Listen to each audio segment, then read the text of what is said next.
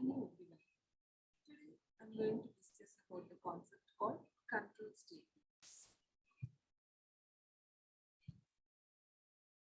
So what do you mean by control statements?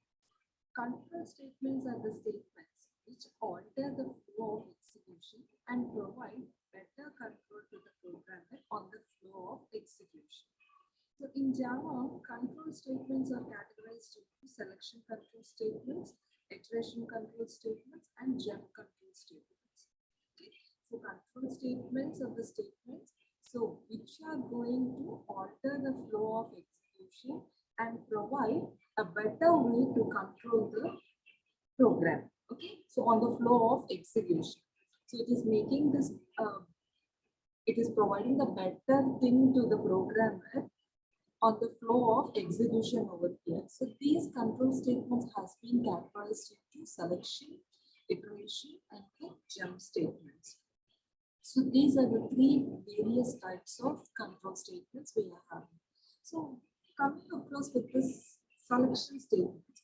So Java supports two selection statements. So one is with the if and another one is the switch statements. Okay, so here this selection statements are nothing but the if statements and the switch statements. So these statements allow us to control the flow of program execution based on the condition.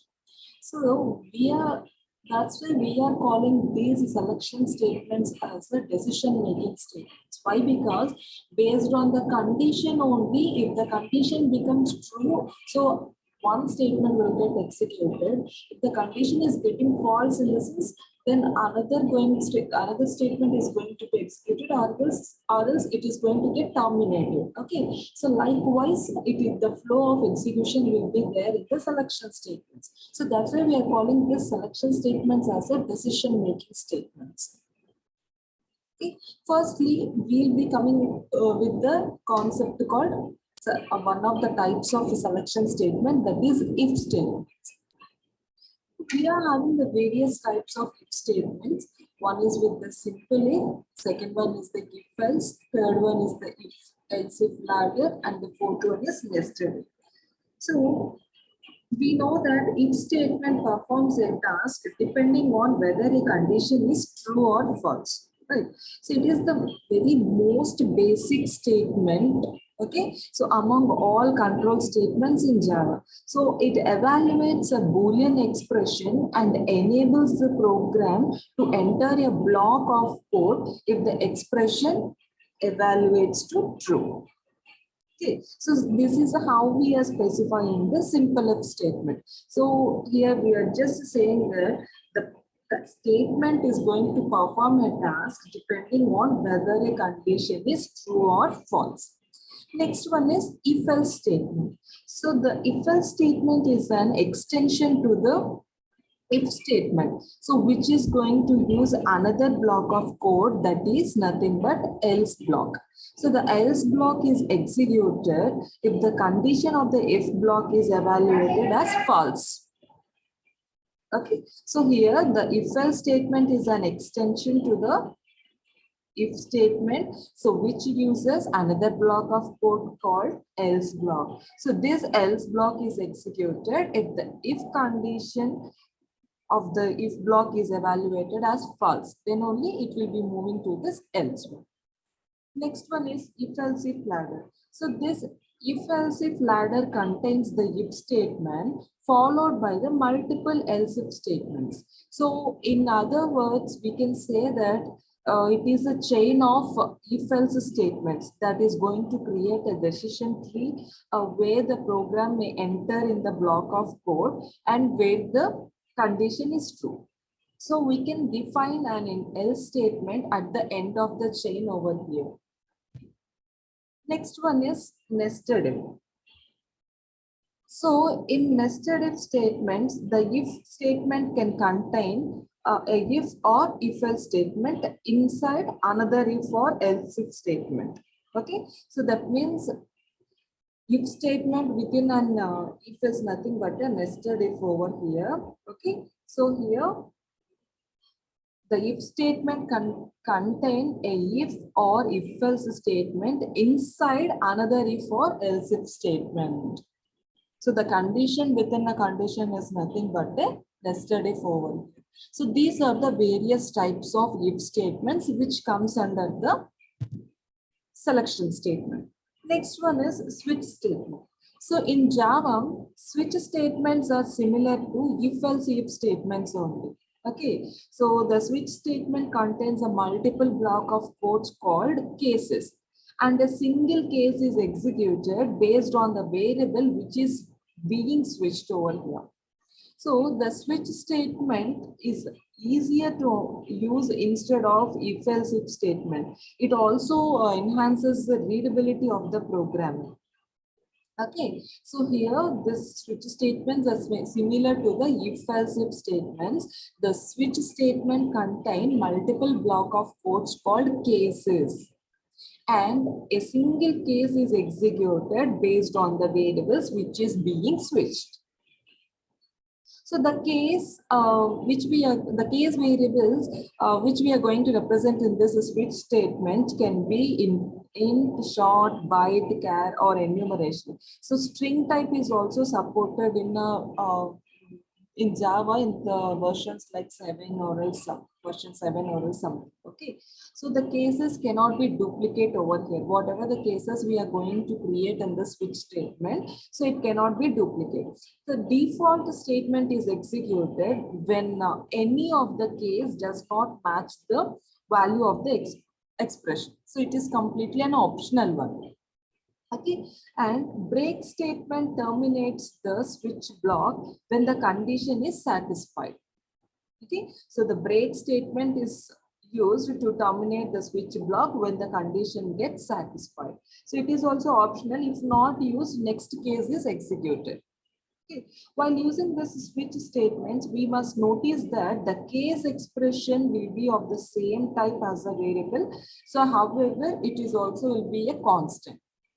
So these are the two different types of statements that comes under the selection statements. One is with the if statements and second one is the switch statements. Under this if statements, we are having the various types of statements called simple if else, if else if ladder, and then nested if. Next, coming to the iteration. So we are having the various iteration statements. Okay, so here we can say that here we can say this is iteration or a loop. Okay, in programming sometimes we need to execute the block of code repeatedly. Okay, so while some conditions evaluates to true. Okay, so we are going to execute the block of code repeatedly while some conditions is going to get evaluated to be true. However, so these loop statements are used to execute some set of instructions in a repeated order. So the execution of the set of instructions depends upon a particular condition over here. Okay. So in Java, we have three types of loops that execute similarly. However, there are some differences in their syntax and conditions checking time. So these are the three different types of loops we are having. So one is with the for loop, and next one is the while loop, and then do while loop. Okay, so here the mainly this these three loops are going to perform this four types of statements. Okay, so first is the initialization, next one is condition checking, and the execution and increment or decrement. Okay, so firstly, the iteration is going to repeat the set of instructions based on the condition only. If the condition, until the condition gets false, so the instructions will get executed over here. So coming across with the for loop. In Java, so for loop is similar to the C and C++. It enables us to initialize the loop variable, and that means first initialization will be done for the variable, and it is going to check the condition, and it is going to increment or decrement in a single line of code. Okay, so we use the for loop only when we exactly know the number of times we want to execute the block of code.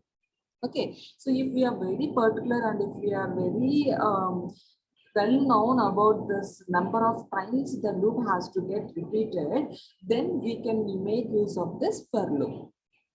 Okay, so there we are going to first initialize the variable and then we are going to check the condition and then the increment or decrement in the, will be done in a single line of code only. So here we are going to represent the number of times of repetition. So whenever we are very sure enough with the number of times it has to get executed.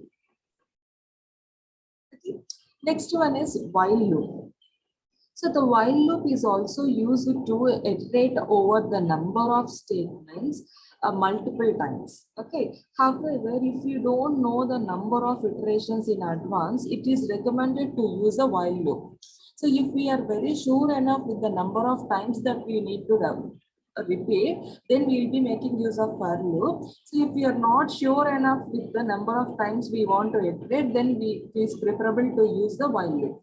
So unlike for loop, so the initialization and increment and decrement does not take place in this loop statement called while loop. Okay, so in the for loop we are doing the initialization, then afterwards condition checking and then increment and decrement. No, so whereas in while loop we are not doing that initialization and increment or decrement. Okay, so that's why it is also known as a entry control loop. Since the condition is checked at the start of the loop only. Okay, so here we are calling this while loop as an entry controlled loop. Why? Because the condition is checked at the starting of the loop only. So if the condition is true, then the loop body will be executed. Otherwise, the statements after the loop will not be executed. Okay, that means if the condition is true, whatever the statements that we are going to represent within the loop body is going to get executed. If the condition is false in the sense, then it won't execute the statement that is present in this loop. It comes out of the loop and then it is going to execute the statements after the loop. Okay, whatever the statements that are existing after the loop that are going to get executed over here. So that is with the while loop. Next, coming with the do while loop. So this do while loop is going to check the condition at the end of the loop. Okay, so in the while we are saying it as an entry control loop, no? So whereas in the do while loop is going to check the condition at the end of the loop after executing the loop statements. Okay, so when the number of iteration is not known and we have to execute the loop at least once, we have to use this do while loop.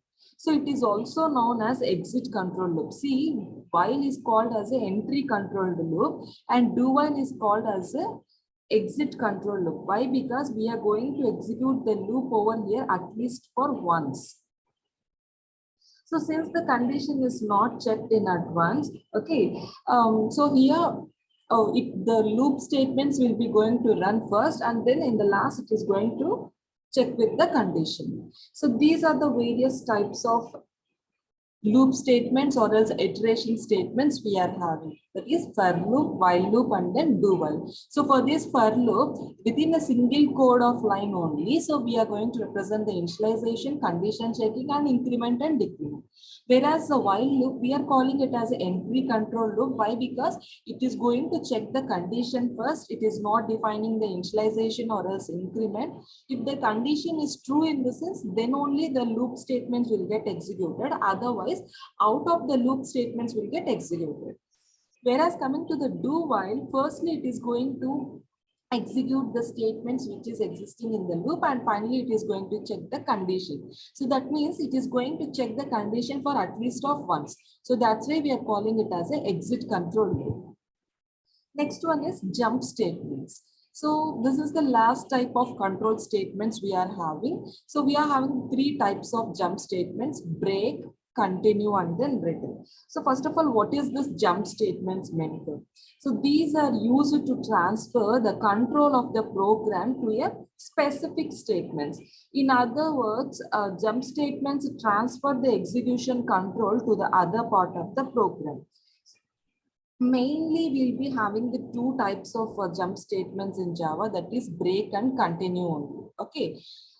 So coming to this break, As the name suggests, the break statement is used to break the current flow of the program and transfer the control to the next statement outside a loop or switch statement.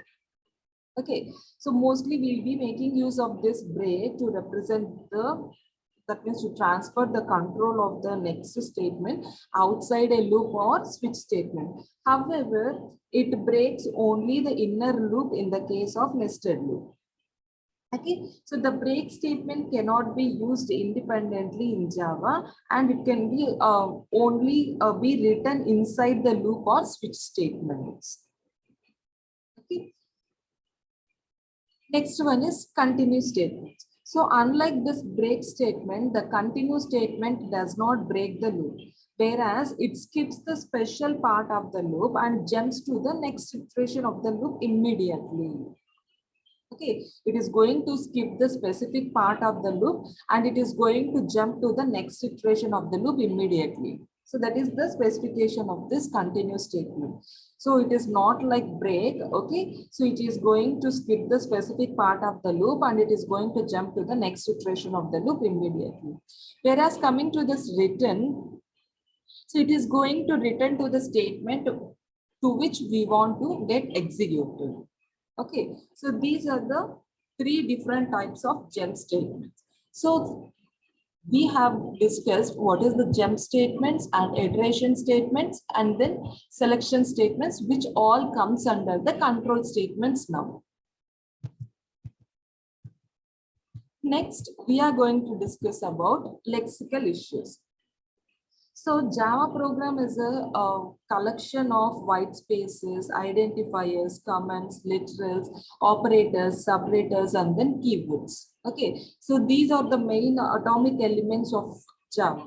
So whereas coming to this white spaces, so Java is a free form language, no? So this means that you do not need to follow any special indentation rules. Okay, in Java, white spaces is a space or else a tab or a new line. So this is going to represent in Java like it is a white space is nothing but a space or else a tab or a new line. Whereas coming to this identifiers, identifiers are used for class names or else method names, variable names like that. Okay, whatever the names we are going to specify for the class, methods, and variables. So those are called the identifiers.